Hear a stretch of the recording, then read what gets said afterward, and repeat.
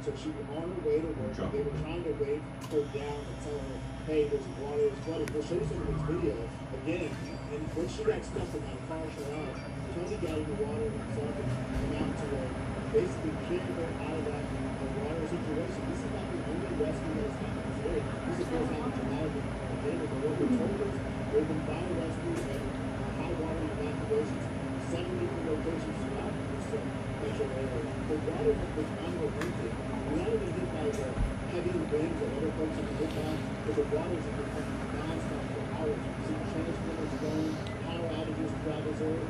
But guys, I'm going to bring you back here. You look at this direction.